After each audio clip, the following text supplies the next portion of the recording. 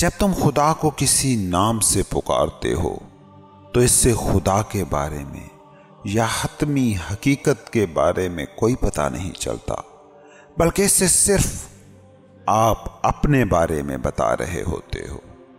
جب تم کہتے ہو کہ ہم نے اس کا نام اللہ رکھا ہے تو اس سے بس اتنا ہی پتہ چلتا ہے کہ تم ایک ایسے گھر میں پیدا ہوئے تھے جہاں سب مسلمان رہتے تھے۔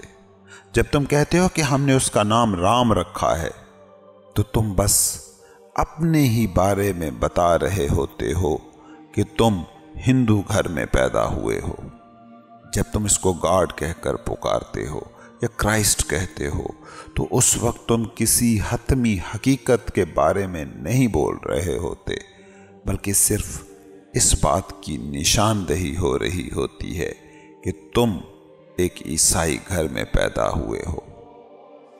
لفظ جو آپ بولتے ہیں وہ صرف آپ کا پتہ دیتے ہیں، جن کی طرف وہ لفظ اشارہ ہیں ان کی بابت یہ کچھ نہیں بتاتے، اور اسی بنیاد پر یہ مذاہب کے ماننے والے آپس میں لڑتے رہتے ہیں۔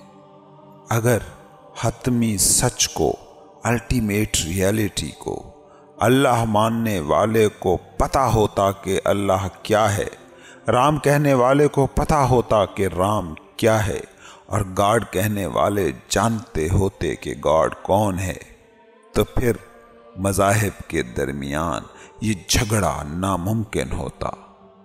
یاد رکھو کہ جسے تم نام دے رہے ہو اس کے بارے میں تمہیں کوئی پتہ نہیں ہوتا۔ تم نے کبھی کسی بھی مذہبی روایت، ثقافتی تعلق اور تمدنی پس منظر سے تعلق رکھنے والے سچے صوفیوں کو مذہب کے نام پر تقسیم کرتے اور لڑتے نہیں دیکھا ہوگا، کیونکہ صوفی چاہے وہ کسی بھی ٹریڈیشن سے تعلق رکھتے ہوں، وہ ایک بات جانتے ہیں کہ جس کو یاد کیا جا سکے، جسے بولا جا سکے، وہ اس حتمی حقیقت کا نام نہیں ہو سکتا، اور جو بھی نام ہیں وہ ہیں ہی اس لیے کہ انہیں بولا جا سکتا ہے، انہیں یاد کیا جا سکتا ہے۔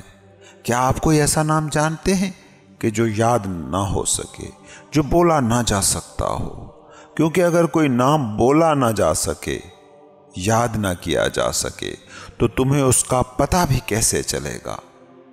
صوفیوں کو کبھی غور سے سننا کہ جب انہیں اس الٹیمیٹ ریئلٹی کا پتہ چل جاتا ہے تو وہ اسے کوئی بھی نام نہیں دے پاتے۔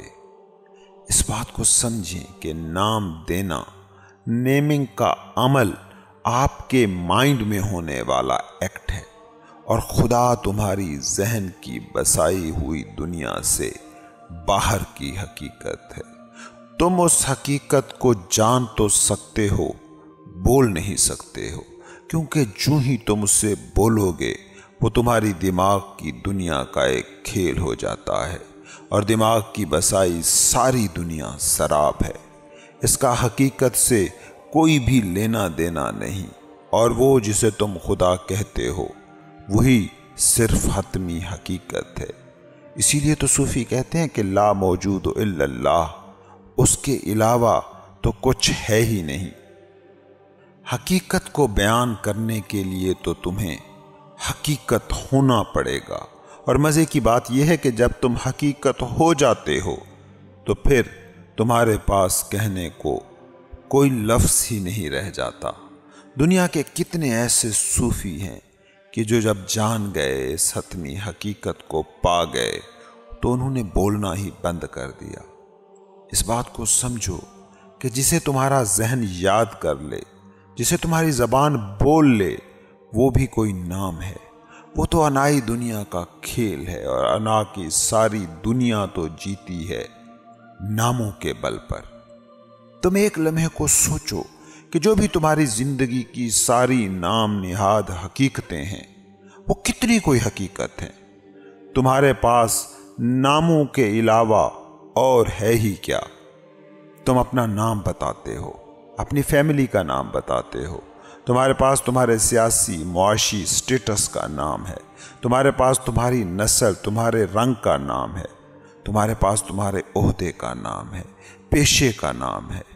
सोचो, तुम्हारी याददाश्त इस वक्त खो जाए तो क्या कहोगे कि तुम कौन हो? तुमसे नाम छिन जाने से तुम कहीं भी नहीं गए, लेकिन तुम्हारा सारा तारुफ खो जाता है। जदीद साइकोलॉजी कहती है कि मनफी सजेशंस कभी भी खुद को ना दें, हमेशा पॉजिटिव अफर्मेशंस ही दोहराएं। लेकिन अगर आप मजहब के जरिए हकीकत तक पहुंचना चाहते हैं तो इसका तरीका ही नेगेटिव सजेशन है। तुम जब तक सारा कुछ ला नहीं कर पाते, इल्लल्लाह हो ही नहीं पाता। ये जो सूफी मैं को मिटाने, अना को मिटाने की बात करते हैं, इसका यही तो मतलब है। अना क्या है? जिसे तुम समझते हो वो क्या है? नामों का मजमुआ। तुम्हारे तारुफ के लिए तुम क्या करते हो? तुम्हें खुद को बयान करना हो तो क्या करते हो? नाम दोहरा देते हो, अपना नाम, कौम, रंग, नस्ल का नाम, इलाके, सूबे, मुल्क, बरे आज़म का नाम, माशी रुतबे का टाइटल, दफ्तरी ओहदे का उन्वान, तुम्हारे पेशे का नाम। यही सारे नाम मिलकर तुम्हारा तारुफ बनते हैं ना।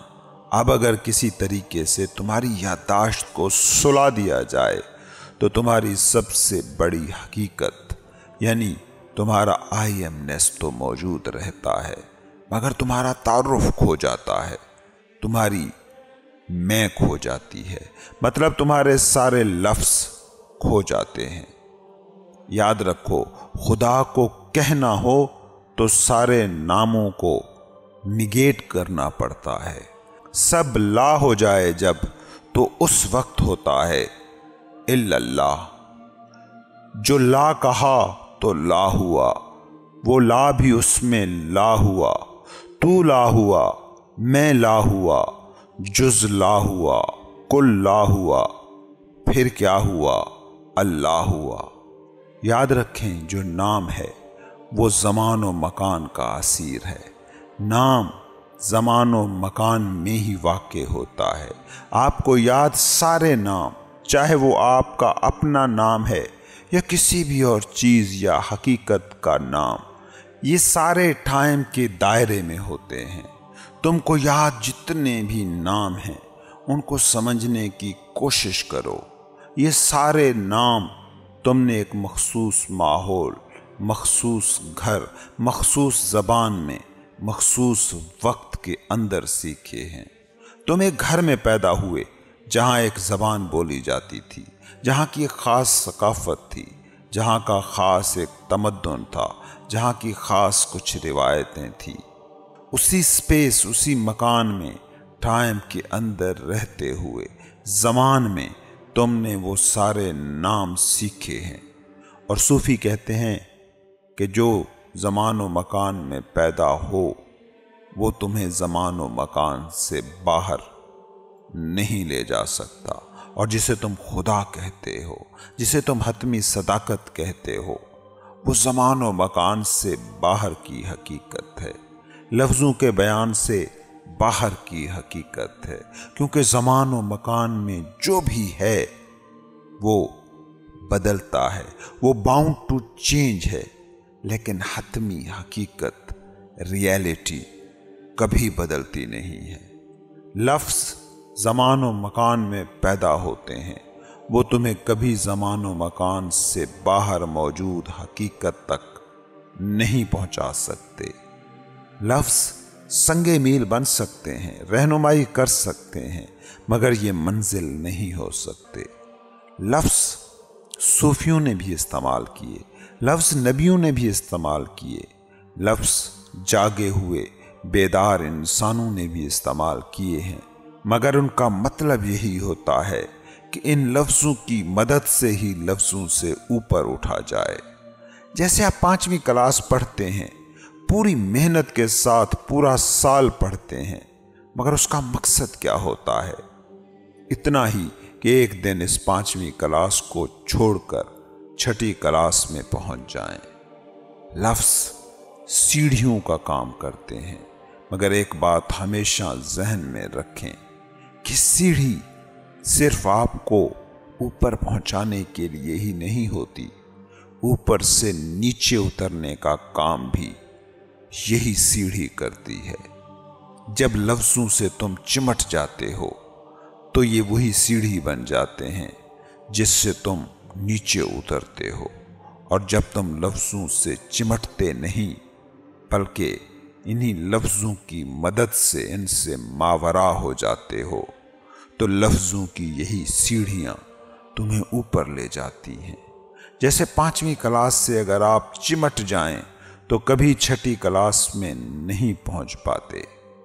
6ठी क्लास में पहुंचने के लिए 5वीं क्लास को छोड़ना उतना ही जरूरी है जितना इस 5वीं क्लास को पढ़ना।